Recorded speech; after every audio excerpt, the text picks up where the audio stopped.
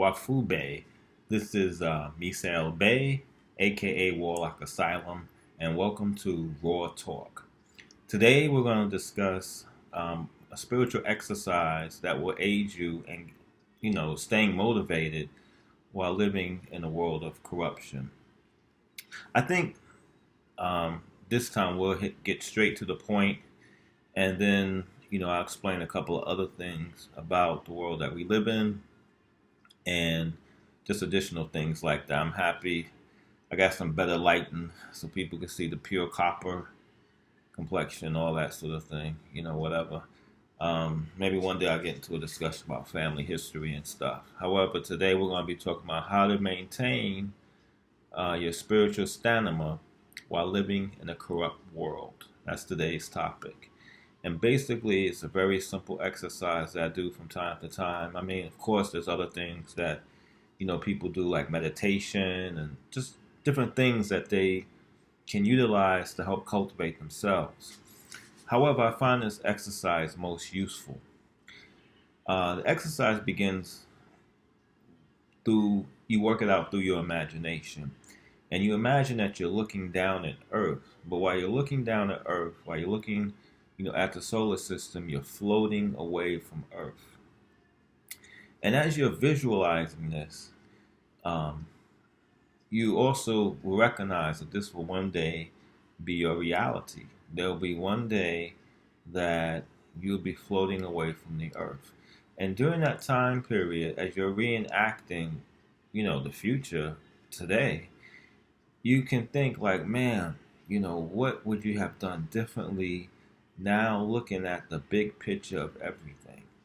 And that's the key. The political system, and for the most part, a lot of today's religions, keep human beings away from their environment.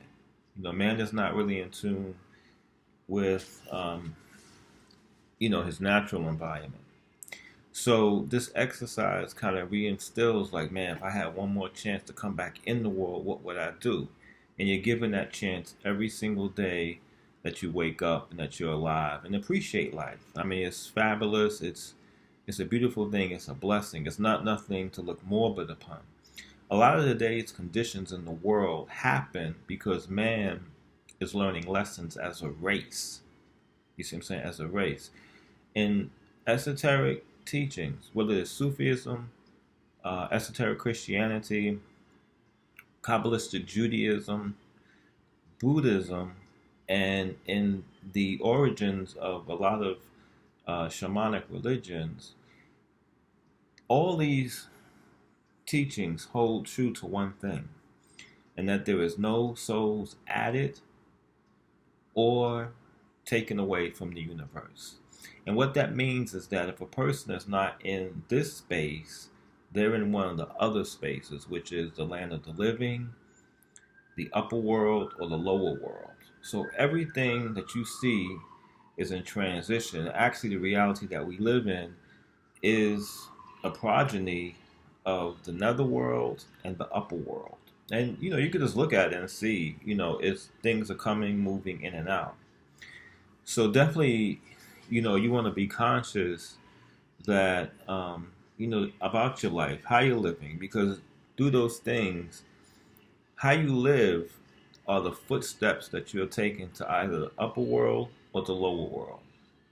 And what's interesting about it is that a lot of it has a lot to do with the center of gravity. It's not so much a moral thing, but the moral principles can help a person adjust their center of gravity. But the center of gravity brings experiences to you, and it also determines where you're going when you leave the physical shell. So man is learning a lot of lessons because as a race of humanity, his consciousness is still not fully developed. Like man is just receiving technology. He's still in primitive stages, And so there are 4 phases of humanity I want to go over today, just so you can have a clear picture, and it helps you to stay motivated while living in a corrupt world. The 4 phases are the hunting-gathering phase. That's like the hunting-gathering phase, I would say, is like a child from ages 3 to 8. I know I would even bring it back further than that. I would say from a newborn to probably to around 3 or 4 years old. I would actually make about 12 years because using the Chaldean scale, 12 is the era of scribes, and that's the era that we're living in now. So mankind as a race is still in his teenage years. Okay. The hunting gathering era lasted for thousands of years. Before there was much history, just a lot of different stuff going on. This lasted for thousands of years. And today, none of that stuff is remembered because it's about the consciousness of man as a race. So if you think of your own self as an individual, you carry your universe within yourself. You carry an upper world, a middle world, a higher world, and you have all these things living inside of you that have individual existences, and they don't really know why they are where they are. But all they're doing is a function, which is what man is doing also. He's doing a function. The function that man is doing is not voluntary. You know what I'm saying? He does his function by just existing. He emits certain energies that are useful to worlds that are invisible. It's very simple. Um, so that sort of thing is what's going on with that. However, as adults, when you compare the hunting gathering era, which lasted for thousands of years, to a child from the ages of 1, I would say to like, I would say probably coming up to like 12. When you look at that era, nothing is remembered from it really. The histories are destroyed. Man was in infant stages at that time. It's not remembered or talked about often. So now when you look at your own self, your own life, how often do you talk about the time that you were 2 years old? Okay. Which leads to another realization, and that will also help you in maintaining your spirituality while living in a corrupt world. And that realization it's a realization that I had. It's not something, everyone's having, you know what I'm saying? And, people have their own realizations based upon the lessons that they have to learn in life. However, one realization I did have recently is that, and it's funny how this thing came. It came from an old movie, like a vampire flick I watched one time called Nadia. It was filmed in old Manhattan. I don't know if I could really watch that film today because I'm just in a different space. But at the time, it was a profound statement. It was, the script was very poetic. And in one scene, Nadia said that plants are beautiful because everything that they take from the atmosphere, the nutrients from the ground, they return back to the atmosphere. That's also true of plant siblings in an inverted way to human beings. They also do, because when you're leaving this plane, everything, your memories, all those sort of things that, well, if you can hold on to your memory, you can, further your existence. But most of the stuff is shed. Your body is shed. It goes back to the ground, and eventually whatever you put into the system, it will be forgotten, for the most part. Some people may get disheartened for that because they're trying to hold on to an individual existence and shed some light, to other generations. And that's a cool thing, but they could be a little bit short-sighted about the total existence of man. However, when you look at the total existence of man, he's growing to become into his perfection. And so that is going to last, it's going to take many years, perhaps many millennium for that to happen. And so at this stage in the game, you want to, the best thing that you could do as a human being is to cultivate yourself to be the best person that you can be. And to also to serve the all, what I'm saying? Because you're learning lessons while you're here.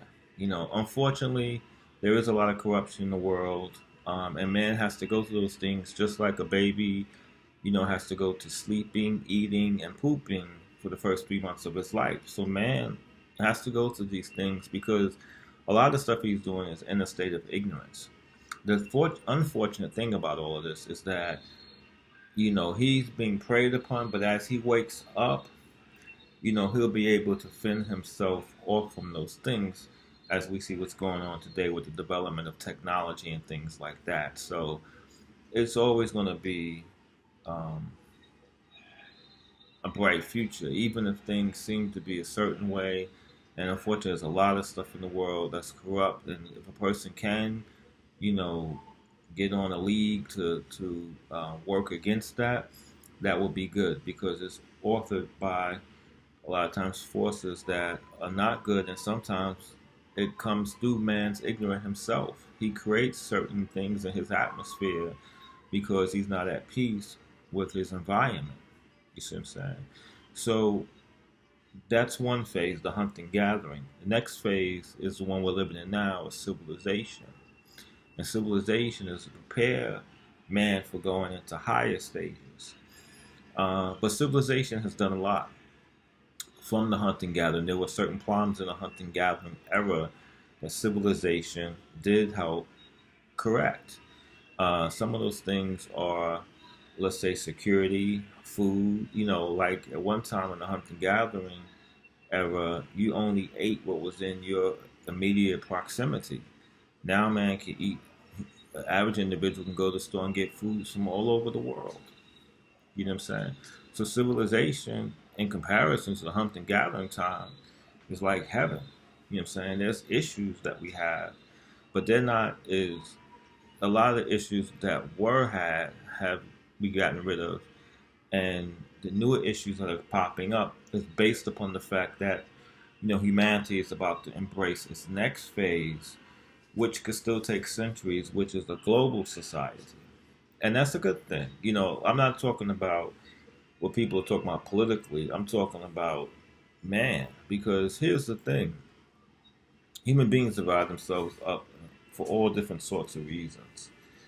However, to look at a person and say that, yo, you can fairly contribute to the world and have a fresh start, someone being judged for who they truly are, can only happen in a global society. You see what I'm saying? And that's what it's coming to. The issues about, race and all that sort of stuff is coming up because it's maybe at one time, it's what it was, but now it's invalid. It's invalid, and the melting pot is going to start getting bigger because of the internet and people being able to communicate across borders. So the time will come where people will look at people who believe in race, just a whole bunch of other stuff, borders and countries. They will look at that as silly. Like, y'all living on the same land, divide yourself up. And I can see if you divide yourself up because, hey, these people live in my household. But you divide yourself up based on certain traits with people you don't even know. You know what I'm saying? Like, you don't even know people like that, and you fending. It don't make any sense. You know what I'm saying? In a way, yes, because you want to offend all, people who suffer injustice and stuff, not just because someone looks like you. That's just like fat people only, looking out for fat people. You know what I'm saying? This is the world we live in, and a lot of it is due to man's infancy. So after the global society is created, because see, it's like a child growing up.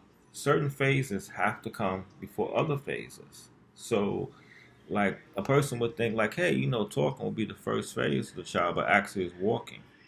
And there's reasons for that. So, in the same way, globalization has to come before the next phase, which is man's acceptance into a greater society, which is celestialization. Celestialization, of course, is what you see, like in the movies, like Star Wars and different things like nature, man interacting with different beings. But unless he gets to the maturity level, he's not going to see that until he gets to the maturity level. And he has to go through a global society to get to that because man is all one race. You see what I'm saying? The human race. All that other stuff is just propaganda. you know. So, and that's it, So, and those things for the day will help a person stay spiritually motivated in a corrupt world. And so, we'll talk about this a little bit more, but I just wanted to drop a quick video while I'm vibrant. Because sometimes I do the videos and they be like 3 o'clock in the morning, and so. But for all those who made it through the day, who are here, who can watch this, you're blessed. And I just want to say, have a good evening, and I will catch you later. Check us out again and hit the subscribe button, hit the like button, and we'll continue this conversation and raw talk. This is me, Tayo Bay, aka Warlock Asylum, signing off.